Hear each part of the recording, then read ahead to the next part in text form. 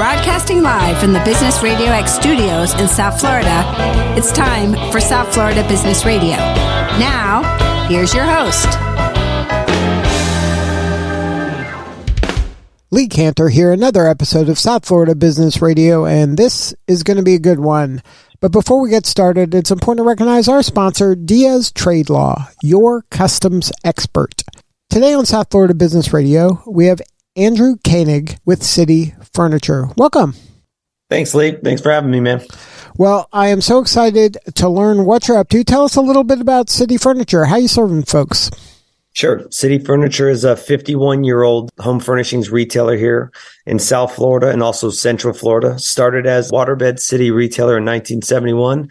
My father and my uncle were a couple of hippies selling waterbeds, and it turned into City Furniture in 1994 when waterbeds got uncool, and we shifted into full-line home furnishings, and we've been City Furniture ever since. Now, what was that transition like? Were you involved at the time with the organization? No, I was not here, but I can tell you we put all of our dough on the line in a bet to transition from waterbeds to City Furniture. And our first store to the right of us was Levitt's Furniture, the number one furniture retailer in the country, and a startup called Rooms to Go that we all know is a big retailer throughout the Southeast United States.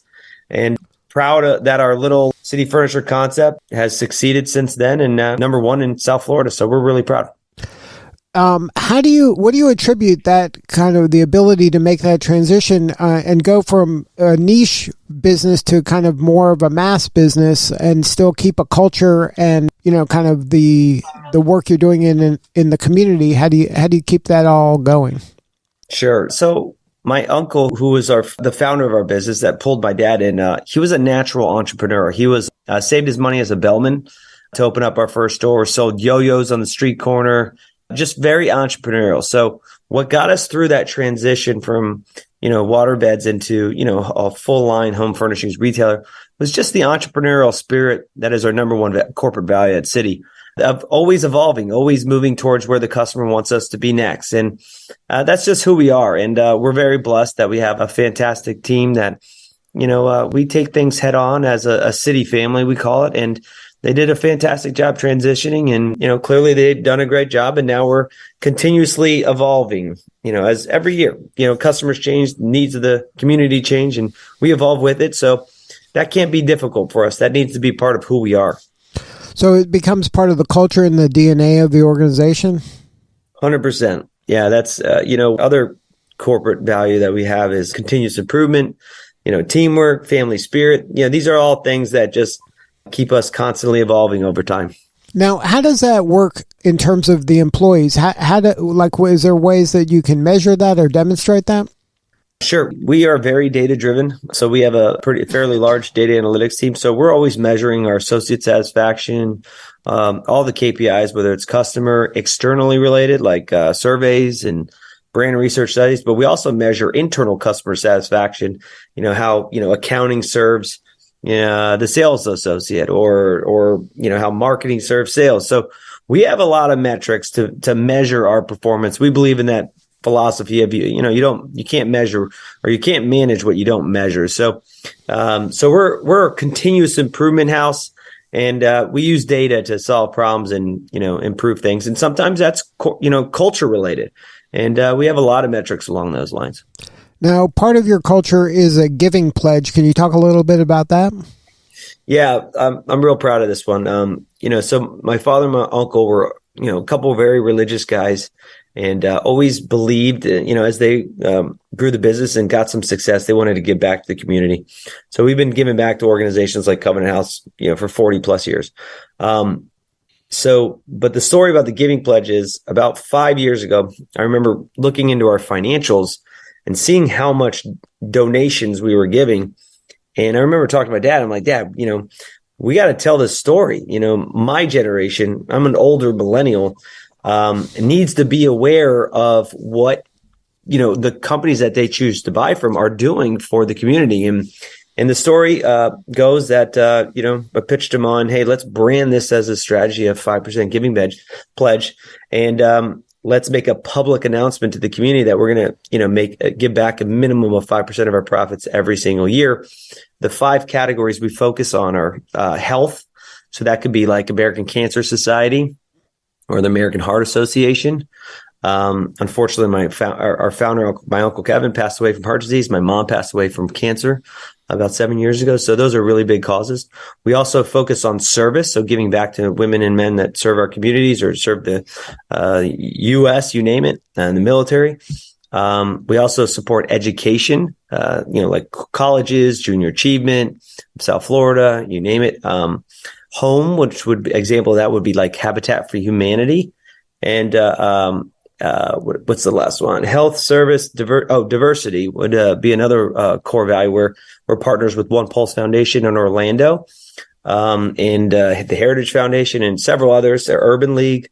So we're trying to give back in areas that we think are in need for the community and that fit within those 5 pillars. And as our business continuously improves and grows and our profitability grows, we have a big community team that works really hard to make sure we give back properly and keep my Uncle Kevin's spirit alive and making sure we're living our purpose, which is to enrich people's lives and make the world a better place.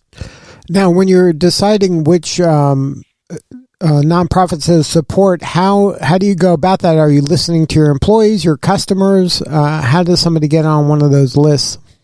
All the above, but we're also listening to the community. We're also reflecting on, who we are as a business. What are some of the problems we've personally experienced? Again, it was a very difficult time when we lost my Uncle Kevin. It was very difficult for my father. So you can imagine heart disease it just happens to be the number 1 killer of Americans, even more than COVID, even during the pandemic. We didn't see enough work being done there. So we partnered with American Heart. Same thing with the American Cancer Society. When my mom passed, that was a very devastating time for our culture and our team. She was like the matriarch of our business. And, to honor her and what she's done for us over the last, 40 plus years of being the matriarch, we wanted to go all in on the American Cancer Society. So, it's a bit of who we are. It's a bit of community needs. It's a bit of what our associates and customers want. And we do the absolute best we can to spend every single penny as wisely as possible. But we'll listen to all organizations and their needs. And I get on calls with a lot of them, and we do the best we can to serve as much as we possibly can. So hope that helps. Now, on top of the giving pledge, you also have a promise regarding sustainability. Is that totally separate than the giving pledge, or that's in addition? Yeah, that is separate. Our 5% giving pledge is strictly giving in charitable aspects. The 2040 Green Promise is our promise, public promise that will be carbon neutral by the year 2040. And we've been on a journey to be a very green organization for probably 20 years. We had one of the very first styrofoam liquefied technologies that liquefies and melts and hardens styrofoam and turn them into, I think, Crocs or chairs and you name it. So 100% recyclable and safe. About 10 plus years ago, we invested in our green fleet. I'm happy to say our entire fleet is 100% compressed natural gas as well as renewable natural gas. Essentially, the Department of Energy considers that a green energy, and it's about 67% less emissions than any other truck you'll see on the road. Proud to say, 2021 we were ranked the greenest fleet in the entire United States amongst all fleets. I'm talking like police departments, Air Force, UPS, you name it. And that was a really big honor for our business. We only build green buildings, LEED certified, Leadership Energy Environmental Design buildings. Or Energy Star certified buildings. So we've been doing that for over 10 years. So we've always been very green forward, and it's the right thing to do for the planet. It's the right thing to do to attract customers and make them feel proud of their purchases. It's also a great business cause. And a lot of these efforts actually have helped us save a lot of money. To give you an idea, our fuel costs, remember this past summer, fuel diesel prices went up to like $5 or $6 a gallon. We were substantially below that. I won't say the number, but it's substantially below that. And so, it's harder work to execute green strategies and go after this, but there's actually a really solid ROI, most areas. And so we're on our journey to be carbon neutral, and we're real proud of it. Now, what was it like kind of being part of a family-owned business, family-run business? Is there anything, like, was it kind of assumed that you would be leading it at some point, or was that something that you decided at some point to get back involved with the organization? Yeah, so actually in college, I tried to go pro in golf. So I was a big golfer in high school, and I always dreamed of being a professional golfer until I started playing some of the top 5 schools in our country, and I was like, whoa! I played for like a top 50 school. As a starter, and I remember playing some of those players, and I was like, wow, that guy's on another level. And so I remember in college saying, okay, I need to get a real job one day because I don't think this is gonna work out. So, but I was always very competitive. I'm very, once I find something I love, I'm all into it. Actually in an accounting class in college, I fell in love with business, and I didn't realize business was as competitive as sports. And I have I have a competitive spirit. My dad has a competitive spirit. And I guess and then I started learning more about business, and that really sparked a passion in me in the business world. And then coming out of college, I really wanted to learn everything I could about Citi. And I found I loved our industry. I loved our business. I loved the business my father built. And I see a lot of opportunity to take this business very far into the future and do a lot of really special things. And what I also found is I really love our people. Like, my father and my uncle really built a special culture here at Citi that, it was very hard not to fall in love with. So, no, I started in the receiving docks, in offloading furniture. I spent several years in the warehouse, on the ground floor. The reason there is I never felt like I would earn the respect of our operations team if I didn't know the work, do the work, and be there side by side. So I was a delivery driver for many months. I worked overnight. I remember my now wife was my girlfriend at the time. She didn't really think I was going to work at 9:30 and coming back the next day at 9:00 in the morning. So she was like, "Oh, you must have another girlfriend."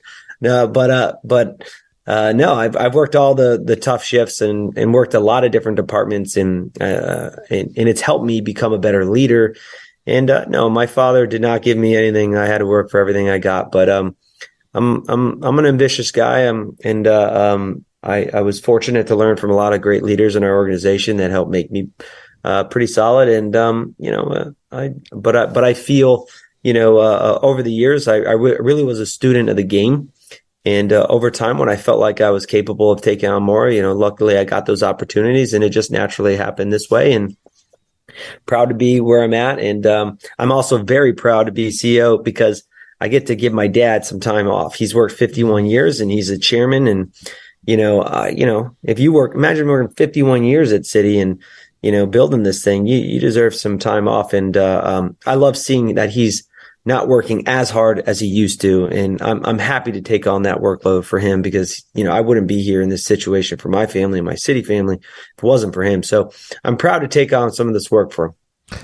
When you were growing up, how did you view the Citi? Was it something like, oh, that's my dad works there, and you were just, obviously you were aware of it, but it wasn't like that curious, but it wasn't until after you were in college and kind of saw like, hey, there is something there that for me, and there's a way for me to contribute.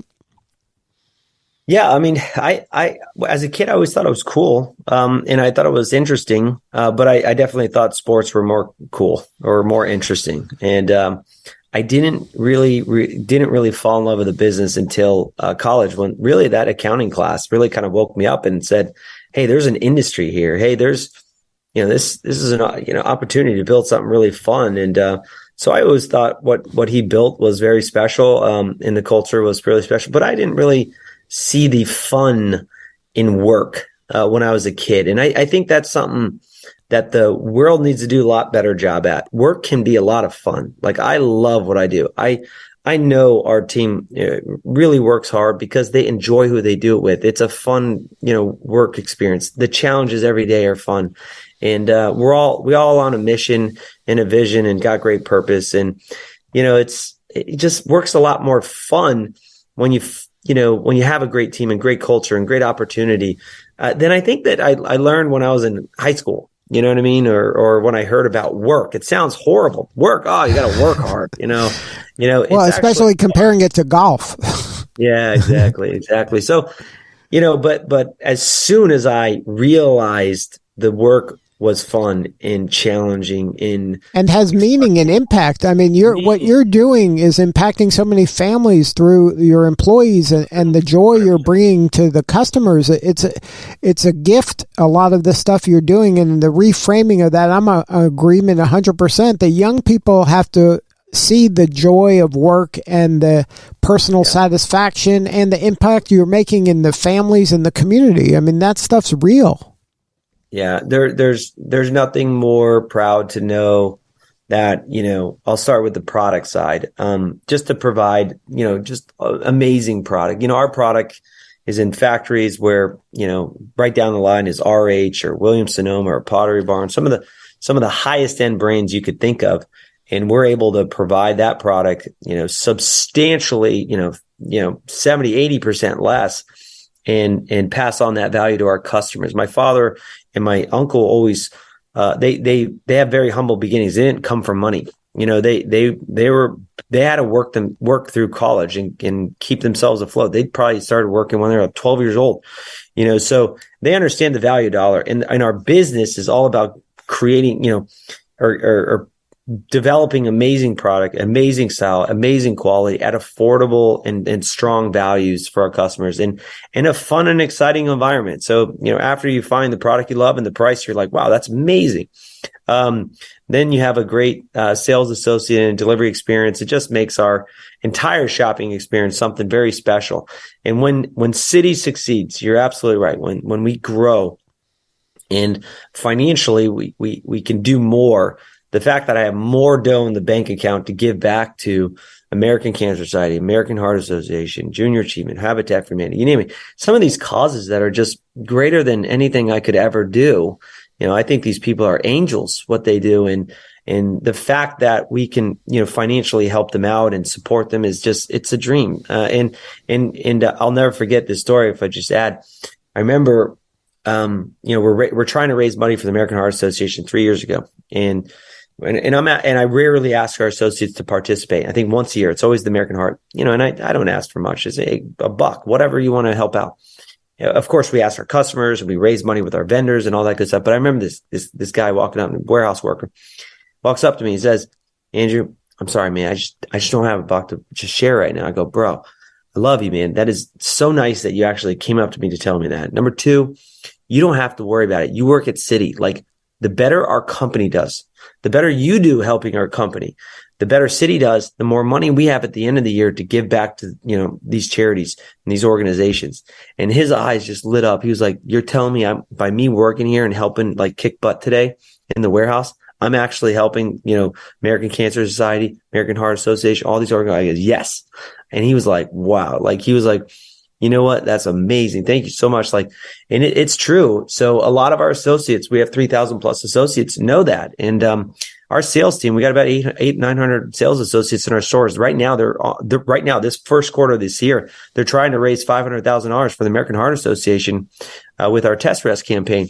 So, our culture is very special. Like, we definitely believe we're doing more. Right before I came to this meeting or this podcast, I just left another meeting, and it was for the American Heart Association that we're trying to raise. And I ended the meeting saying, let's save some lives. Like, what, it's not a marketing campaign. Your marketing campaign is actually saving lives. And we truly believe that. So that's just one example of many about what we're doing here at City. So what do you need more of? How can we help you? Do you need more talent? You need more employees? You need more customers? You need more causes to help? How can we help you?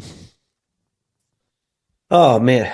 So, we're an open book. So, number one, I'd say, hey, give me anybody out there listening, give me ideas to help make us better, how to serve our customers better, how to be better. And, in return, our company will continue to grow and we'll be able to give back more.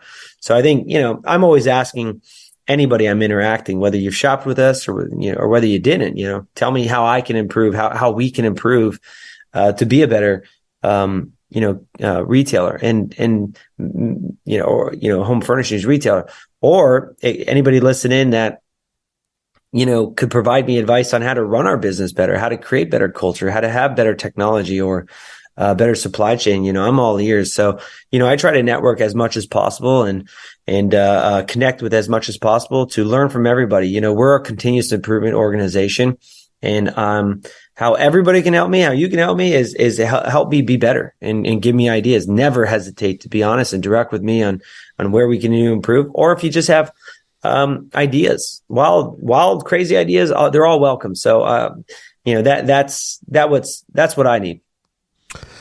So if somebody wants to learn more about City and find a location near them, what's the coordinates?